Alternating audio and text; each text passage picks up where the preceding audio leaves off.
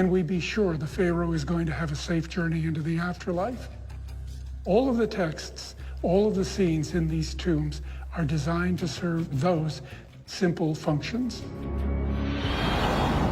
In ancient Egyptian beliefs, the journey to the afterlife begins as the sun sets.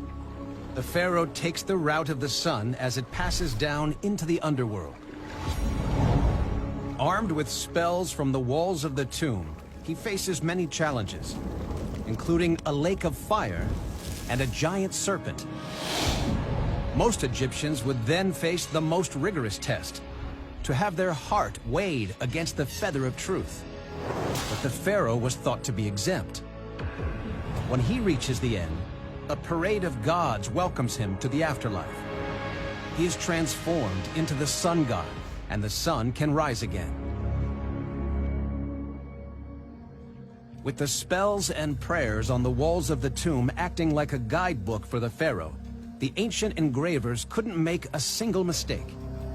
When you look at these relief carvings, even something as straightforward as columns of hieroglyphic text, the first thing I think that strikes a person is the care, the attention to detail. The birds are meticulously shown. You can identify species of birds from the way they're depicted. The care is important because these texts are important.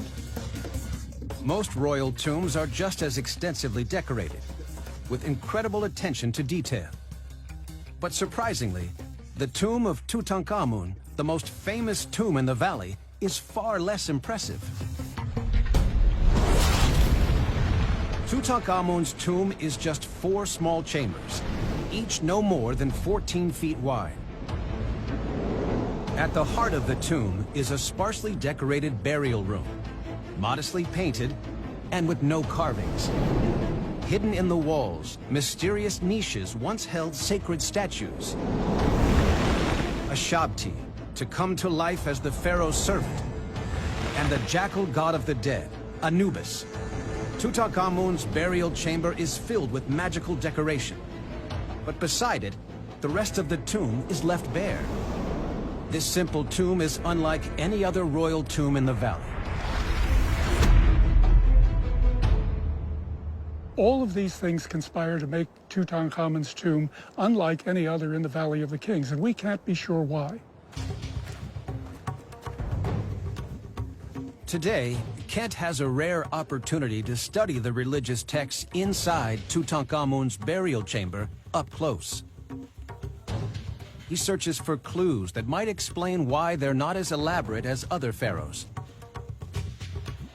Kent works with a team carefully conserving the delicate decoration.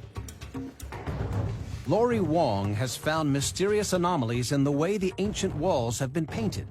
If we notice here, at the very base of the wall, you can see that there's drips running down. Throughout this tomb, we have drip marks. So it suggests this very fast, fluid action in terms of the application of the painting materials.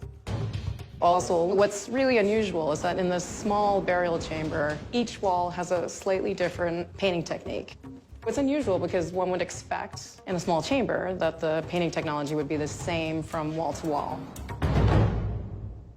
Kent has found something else strange about the imagery in the chamber.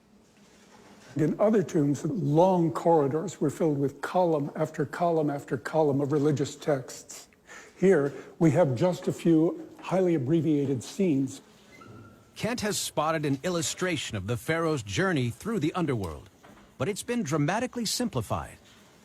We have 12 baboons shown here, each in a rectangle, each of them representing one of the 12 hours of the night through which the deceased pharaoh has to pass to achieve immortality. The key scenes are all there, but the artwork is nowhere near as elaborate as the carvings found in Seti's tomb. The absence of detail in the religious texts is unusual by any standard.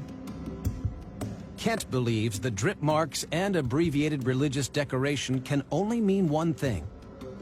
People were operating under a time constraint here, and that accounts for a lot of the painting, the absence of detail in the religious